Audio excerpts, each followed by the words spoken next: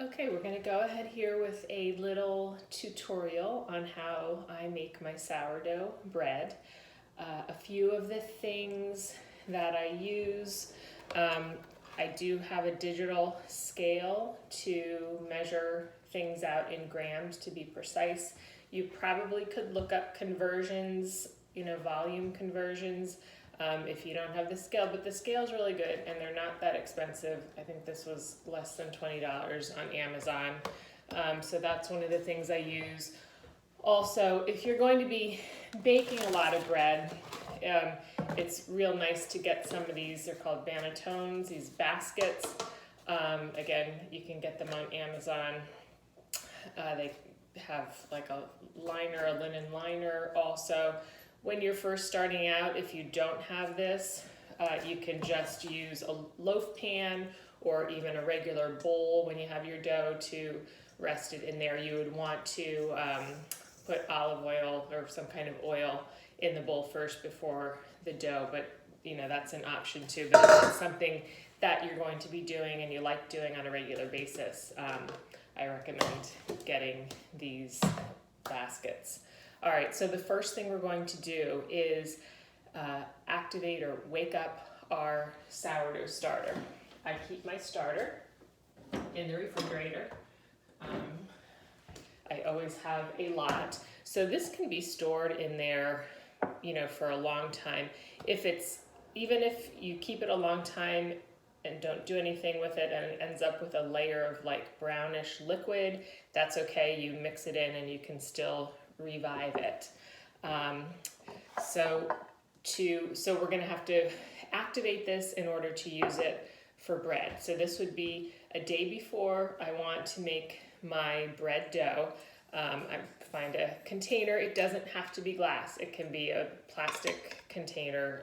Mine just happened to be glass. All right, so we're going to put into here 15 grams of starter. It's not a lot. So that goes in here, and then we'll also be adding our flour and water in a much larger quantity, which you will see. All right. And that will go back in the fridge. And you see I have a lot of it. There are lots of recipes too to use sourdough starter. I have a good pancake recipe. Anyway, flour. I use, a couple kinds of flour.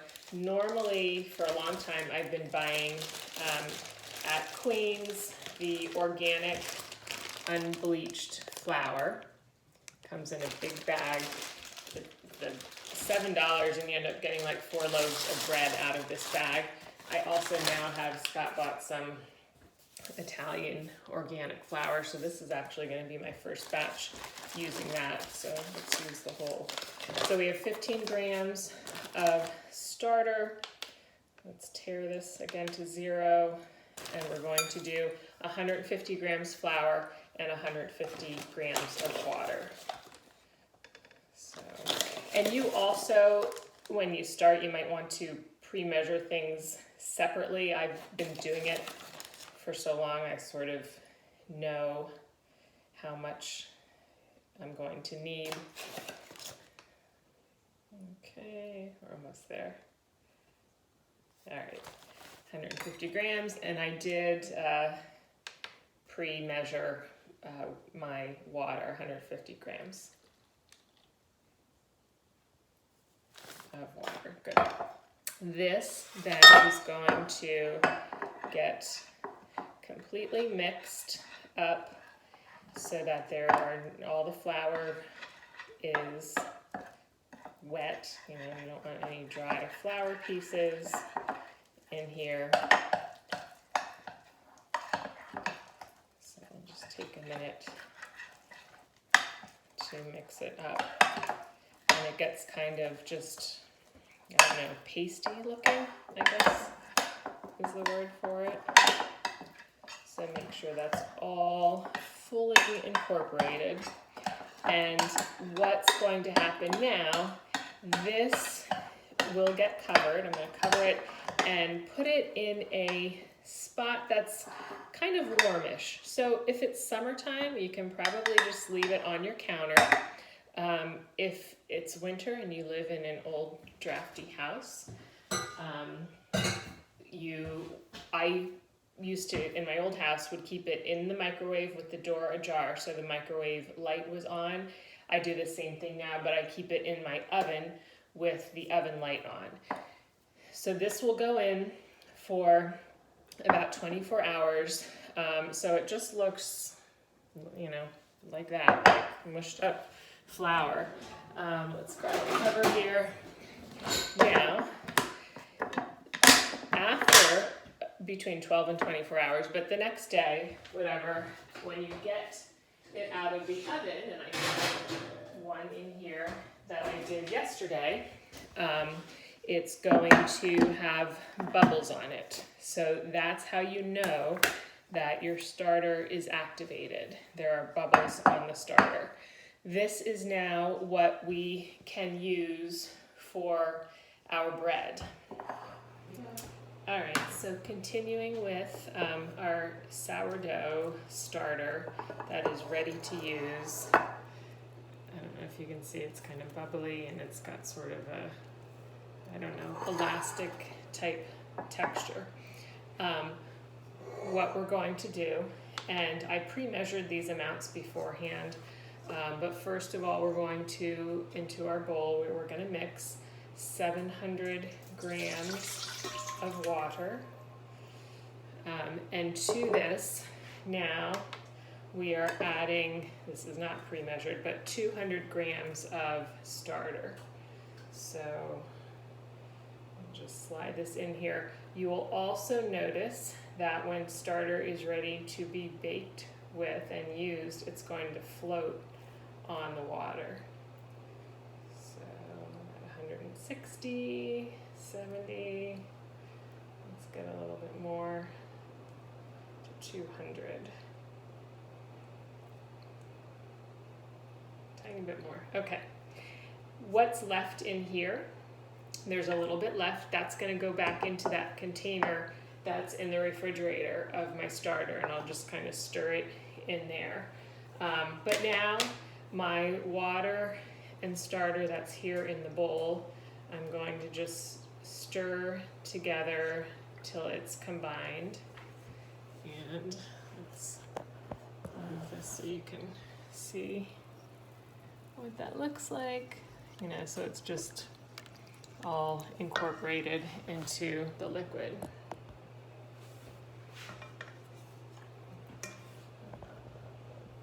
All right. Once that is incorporated, we are adding 1,000 grams of the flour.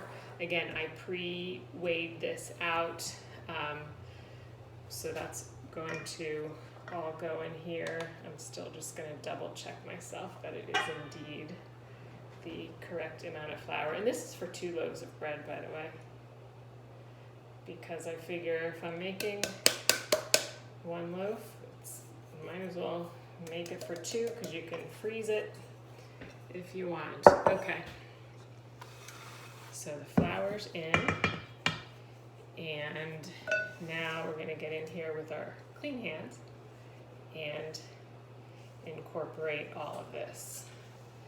And then I'll show you what it looks like moving forward now, the steps that we're going to do. Once this is all incorporated, it's going to sit for 30 minutes. And then 30 minutes from now, I'm adding a little more water, 50 grams of water and 20 grams of salt, and incorporating that.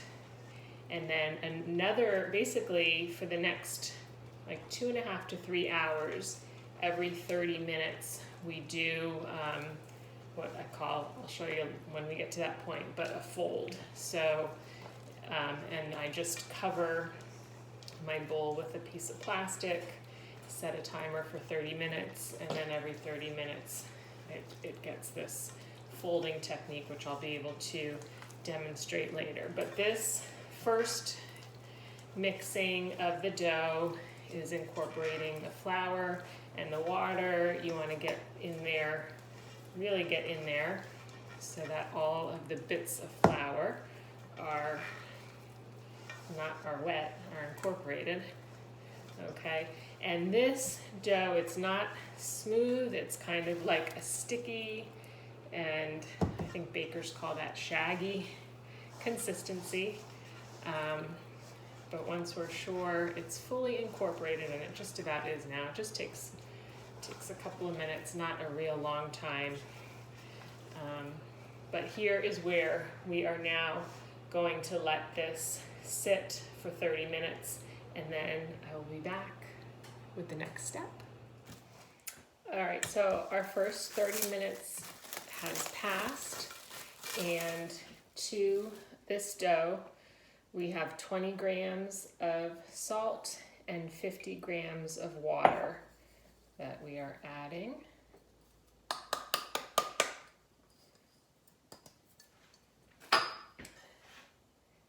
And then we will incorporate this into the dough. It won't take very long. And already from when we first mix the dough, you'll feel that it's not as sticky. It's starting to come together. So we are incorporating this basically until that bit of water and salt has dissolved. And then we'll leave it for another 30 minutes, and every 30 minutes for about the next between 2 and 3 hours. Each 30 minutes then, for the next 2 to 3 hours, we will turn the dough. So what that means is our dough that's here, we kind of go get an edge, fold it over to the middle, and push it down. Sure. I have a cameraman now.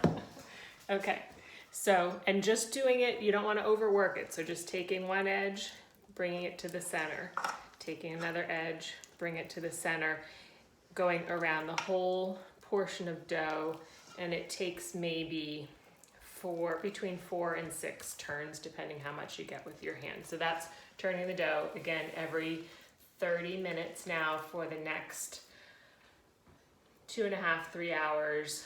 I will come and do that to the dough, what I just did. And then after that, it's finally time for shaping and putting it into our pans that we're gonna bake it in.